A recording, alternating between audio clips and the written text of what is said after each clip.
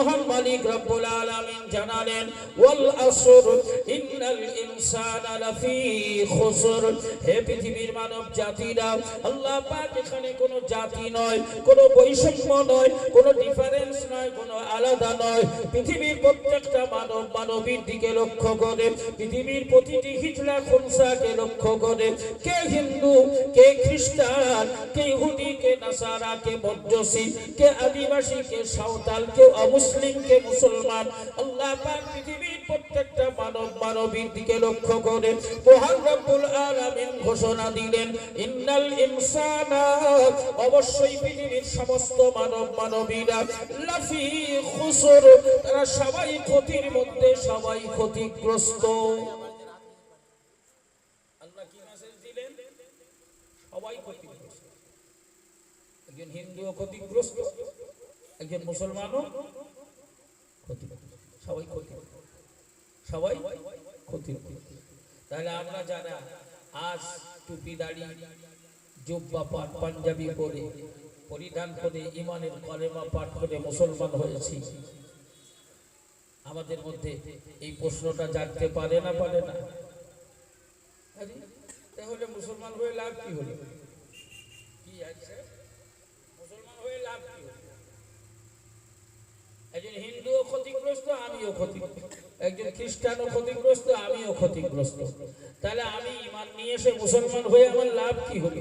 ও যা আমিও তা, আমিও যা ও তা, সব যদি সমান হয়। এ ঘোষণা কার? জোরে বলেন, এই ঘোষণা দিয়েছেন কে? মহান রব্বুল আলামিন, আমার আল্লাহ পাক নিজে। বক্তা আমার আল্লাহ নিজে। আল্লাহ বললেন সবাই ক্ষতিগ্রস্ত। হে জওয়ান যুবকেরা ও সোনার মালিকেরা, মহান রব্বুল আলামিন ক্লিয়ার করে দিলেন, তবে হে পৃথিবীর মানব মানবীরা শুনে রেখে দাও, আমি আল্লাহ পাক জানিয়ে দিলাম, পৃথিবীর কোন মুফাসসির, পৃথিবীর কোন মুহাদ্দিস, কোন মুসান্নিফ, কোন কাতিব, কোন জ্ঞানী শিক্ষিত পণ্ডিতকে আমার আল্লাহ প্রবক্তা বানালেন না, বক্তা হিসাবে বর্ণনা করার সুযোগ দিলেন না, কাতিব হিসাবে লেখনীর মাধ্যমে প্রকাশ করার সুযোগ দিলেন না। এ জওয়ান যুবকেরা, আমার আল্লাহ পাক বক্তা হিসাবে নিজেই, কাতিব হিসাবে নিজেই, ঘোষক হিসাবে নিজেই আমার আল্লাহ পাক ঘোষণা দিলেন, তবে শোনো, ইল্লাল্লাযীনা আমানু, হে পৃথিবীর মানব মানবীরা, তোমাদের মধ্যে যারা আমি আল্লাহকে আমার মালিক হিসাবে মেনে নিয়েছে, রব হিসাবে মেনে নিয়েছে, মালিক হিসাবে বিশ্বাস স্থাপন করেছে, আমার উপরে ঈমান আনয়ন করেছে, ওয়া আমিলুস সালিহাত, আর সাথে সাথে ভালো কাজ করেছে, ভালো কাজের সুযোগ এসে আসলেই সুযোগটাকে কাজে লাগিয়েছে, আমি আল্লাহ পাক আমার নিষেধ করা কাজগুলোকে বর্জন করেছে, আমার অনুমোদন দেওয়া কাজগুলোকে গ্রহণ করেছে, ওয়া আমিলুস সালিহাত, ভালো কাজের কাজই হয়েছে, নেকির কাজগুলো, ভালো কাজগুলো, সব কাজগুলো গ্রহণ করেছে। আমি আল্লাহ পাক জানিয়ে দিলাম, যারা আমার উপরে ঈমান আনয়ন করেছে, ঈমানের কলেমা পাঠ করে আমাকে মালিক হিসাবে মেনে নিয়েছে, ওদের ক্ষতি আর একজন হিন্দুর ক্ষতি, ইহুদির ক্ষতি, নাসারার ক্ষতি, এই দুজনার ক্ষতি সমান নয়। আল্লাহ বললেন দুজনের ক্ষতি সমান। আলাদা। কেমন আলাদা? আমরা যারা আল্লাহর উপরে ঈমান আনয়ন করেছি,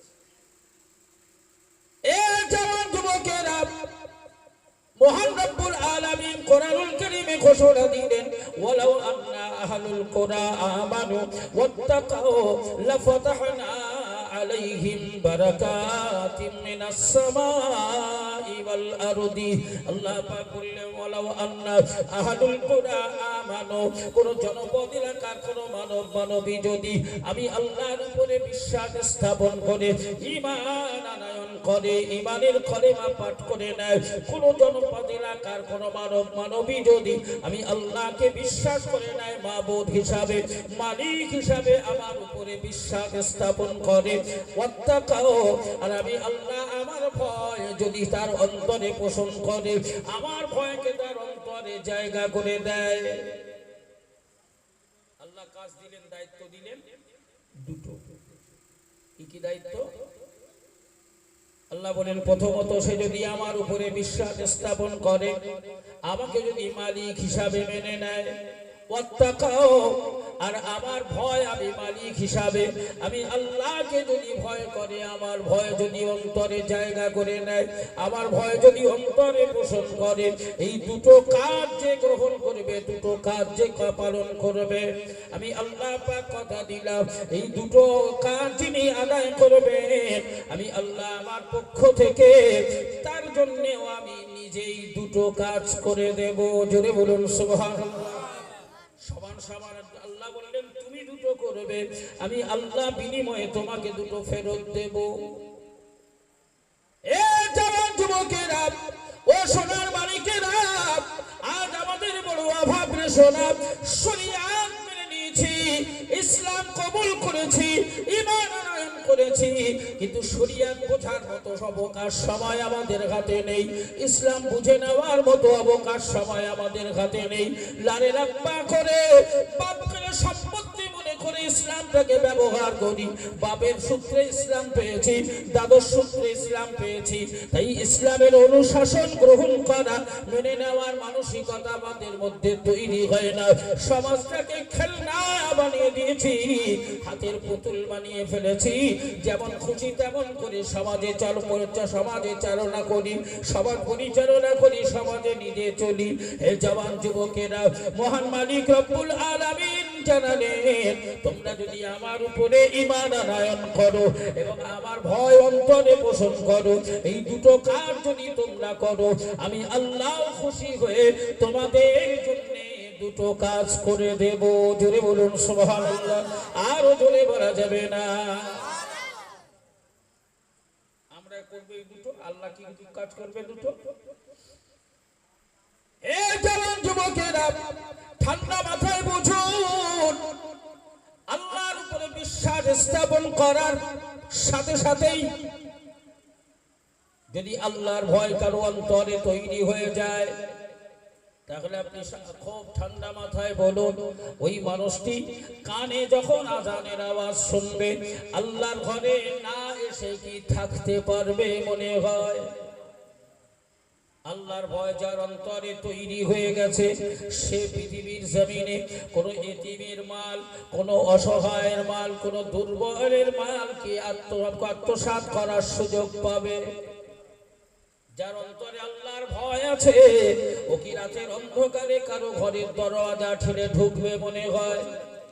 যার অন্তরে আল্লাহর ভয় আছে, ও কি মদের আড্ডায় গিয়ে হাজিরা দেবে মনে হয়?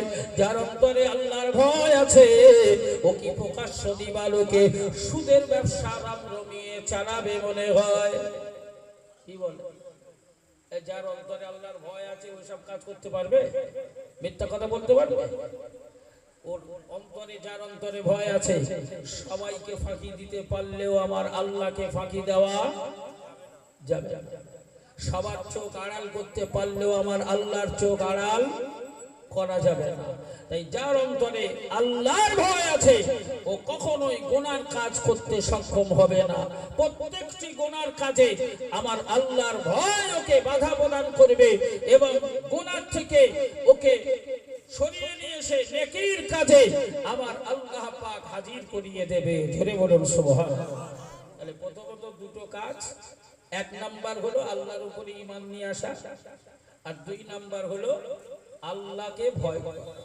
এই দুটোর আমাদের বড় অভাব। এই দুটো আমরা করতে পারলে আল্লাহ কটা দেবে বলেছে? কথা বলেন, আল্লাহ কটা দেবে? আমার আল্লাহ যেটা বলেছেন, আল্লাহ যেগুলো বলেন, ওটা সত্য না মিথ্যা? আল্লাহ কি মাঝে মধ্যে আমাদের মতো চিটিংবাজি করে মানুষকে মিথ্যা প্রতিশ্রুতি দেয় মনে হয়? তুই আমার এইটা করে দে, আমি তোর ওই করে দেবো, এই বলার পরে ও জান প্রাণ লাগিয়ে করে দিল। দেওয়ার পরে বললো ভাই তুমি সেই বললে আমার এটা করে দেবে, বলতে হয় তাই কোথায় পায়? আমার আল্লাহ কি এরকম কোন প্রতিশ্রুতি দেয় নাকি? হে জওয়ান যুবকেরা, ও সোনার মালিকেরা, মহান মালিক রব্বুল আলামিন বললেন, তোমরা এই দুটো কাজ করলে বিনিময়ে আমি আল্লাহ তোমাদেরকেও দুটো প্রতিদান দেব। সেই প্রতিদান হিসাবে আমার আল্লাহ বললেন, লাফাতাহনা আলাইহিম বারাকাত। আমি আল্লাহ পাক তোমাদের দিকে লক্ষ্য করে ঘোষণা দিলাম, তোমরা যদি আমার উপরে ঈমান আনয়ন করো, মালিক হিসাবে আমাকে মেনে নাও, রব হিসাবে যদি আমাকে গ্রহণ করো, আর আমি আল্লাহর ভয় অন্তরে পোষণ করে যদি খারাপের থেকে নিজেকে বাঁচিয়ে রাখতে পারো, জেনা ব্যভিচার সুদ ঘোষ জুয়ার আড্ডা থেকে নিজেকে পরেশ করতে পারো, এতিমের মাল হরণ করা থেকে অসহায় দুর্বলের উপরে অত্যাচার অনাচার অবিচার না করে তোমরা যদি আমি আল্লাহর ভয় অন্তরে পোষণ করে নেকির কাজের উপরে পা বাড়াতে পারো, তাহলে আমি আল্লাহ পাক কথা দিলাম, লাফাতাহনা আমার তরফ থেকে দুটি কাজের অন্যতম একটি কাজ হিসাবে আমি আল্লাহ তোমাদের জন্য খুলে দেব, তোমাদের জন্য উন্মোচন করে দেব, তোমাদের জন্য আমি আল্লাহ দ্বারা খুলে দেব, উন্মোচন করে দেব, খুলে দেব আলাইহিম বারাকাত। আমার আল্লাহ পাক খানে বহু বচন ব্যবহার করে আল্লাহ পাক বললেন, আমি আল্লাহ তোমাদের জন্য প্রথম নম্বরে বরকতের দরওয়াজা আমি আল্লাহ তোমাদের জন্য খুলে দেব। ধরে বলুন সুবহানাল্লাহ। ও সোনার মালিকেরা, সাথে সাথে আমার বললেন, শোনো, বরকতের দরওয়াজা খুলে দেব কেমন করে? লা ফাতাহনা আলাইহিম বারাকাতিম মিনাস সামাই ওয়াল আরদি। আমার মহান মালিক ঘোষণা দিলেন, হে আমার বান্দা বান্দীরা, তোমরা যে জনপদ এলাকার মানবী হিসাবে আমাকে মালিক বলে গ্রহণ করে নেবে, রব হিসাবে মেনে নেবে, আমার ভয় অন্তরে পোষণ করবে, আমি আল্লাহ পাক আমার রহমত এবং বরকতের দরওয়াজা খুলে দেব। মিনাস সামাই ওয়াল আরদি, আমি আল্লাহ পাক আসমানের দরওয়াজা খুলে দেব, আমি আল্লাহ পাক জমিনের দরওয়াজা খুলে দেব। আসমান থেকে রহমত আর বরকত, জমিন থেকে রহমত আর বরকত। হে আমার বান্দা বান্দীরা, আসমান এবং জমিন দুই দিক থেকে ওই বান্দা বান্দীদের জন্য আমি আল্লাহ আমার রহমত আর বরকতের দরওয়াজা খুলে দেওয়া হবে। বলা যাবে না? তাহলে আমরা সবাই আমাদের অন্তরে আল্লাহর ভয় পোষণ করতে পারবো ইনশাআল্লাহ। আমরা সবাই অন্তরে আল্লাহর ভয় পোষণ করবো ইনশাআল্লাহ। আল্লাহ কবুল করে নিক, সকলে বলেন আমিন। জোরে বলেন আল্লাহুম্মা আমিন। হে সোনার মানিকেরা, মহান রব্বুল আলামিন ঘোষণা দিলেন, ওয়াল আসর ইন্নাল ইনসানা লাফি খুসর ইল্লাল্লাযীনা আমানু ওয়া আমিলুস সালিহাত। আল্লাহ পাক বললেন, সবাই ক্ষতিগ্রস্ত, তবে যারা আমার উপরে ঈমান আনয়ন করেছে, আমাকে রব হিসাবে মেনে নিয়েছে, মালিক হিসাবে মেনে নিয়েছে। পৃথিবীতে আমরা খুব একটা পিছিয়ে আছি তার নয়, আল্লাহ আমাদেরকে অনেক কিছু দিয়েছে। এক কথায় বলতে গেলে গোটা পৃথিবীর মালিকানা সত্য আমাদেরকে দিয়ে আল্লাহ পৃথিবীর মালিক মুসলমানদেরকেই বানিয়েছেন। ধরে বলুন সুবহানাল্লাহ। এই পৃথিবীতে আল্লাহর তরফ থেকে যত সম্পদ দেওয়া হয়েছে, পৃথিবীতে যত সম্পদ দেওয়া হয়েছে 70% 70% সম্পদের মালিক হলো মুসলমান। ধরে বলুন সুবহানাল্লাহ। বাকি 30% সবাইকে ভাগ করে 30%। তারপরেও আমরা সঠিক পদ্ধতিতে সঠিকভাবে আমরা সেই সম্পদগুলো ব্যবহার করতে পারি না। হে জওয়ান যুবকেরা, মহান মালিক মহান রব্বুল আলামিন জানিয়ে দিলেন, আমি আল্লাহ পাক আমার উপরে যারা ঈমান আনয়ন করেছে, আজ আপনাদের কি প্রয়োজন ছিল, কি দরকার ছিল বাবা? সামনেই মসজিদ, পাশেই মাদ্রাসা, আল্লাহর ঘর এবং নবীর ঘর, দুটোই তো আপনারা বানিয়েছেন। গরিব অসহায় দিন দুঃখী খেটে খাওয়া মানুষগুলো নুন আনতে পান্তা ফুরিয়ে যায়, কারো একবেলা জোটে তো একবেলা জোটে না, কোন রকম থাকতে না করে সংসার চলে। তারপরেও আল্লাহর ঘর বানাতে বানাতে হবে, নবীর ঘর বানাতে হবে। কারণ সমাজটাকে সুশৃঙ্খল সমাজ হিসাবে, সুশীল সমাজ হিসাবে, স্বাধীনতার সমাজ হিসাবে, মার্জিত সমাজ হিসাবে পরবর্তী প্রজন্মদেরকে উপহার দিতে হবে। এই দায়িত্ব তো আমাদের সকলের আছে। শোনাও ও জওয়ান যুবকেরা, সোনার মানিকেরা, তাই আপনারা আপনাদের মেহনতের পয়সা দিয়ে আল্লাহর ঘর মসজিদ বানিয়েছেন। দৈনন্দিন 5 ওয়াক্তের আজান হয়, 5 বারের আজান শোনা যায়। আল্লাহর নবীর ঘর বানিয়েছেন, সকাল সন্ধ্যা আল্লাহর কোরআন তেলাওয়াত করা হয়। এ জওয়ান যুবকেরা, আজ এই গ্রামের মানুষ বড় সুখী, এই গ্রামে মহল্লার মানুষ বড় তকদিরওয়ালা, নসিবওয়ালা, যাদের বুকের উপরে আল্লাহর ঘর, আল্লাহর বন্ধুর ঘর আল্লাহ পাক তৈরি করিয়ে দিয়েছেন। যে এলাকায় মাদ্রাসা আছে, সকাল বিকাল সন্ধ্যায় যখন কোরআন তেলাওয়াত করা হয়, আমার প্রিয় হাবিব আখিরি নবী জানিয়ে দিয়েছেন, ওই কোরআন তেলাওয়াতের ওসিলায় ওই এলাকায়, ওই মহল্লায় আমার আল্লাহ পাক রোগ ব্যাধি বিপদ মুসিবত গুলোকে মুক্ত করে দেয়। কোরআন তেলাওয়াতের ওসিলায় কঠিন কঠিন বালা মুসিবত গুলো দূর হয়ে যায়। কোরআন তেলাওয়াতের বিনিময় বাচ্চারা যখন মিষ্টি মধুর আওয়াজে কোরআনের আওয়াজ শোনায়,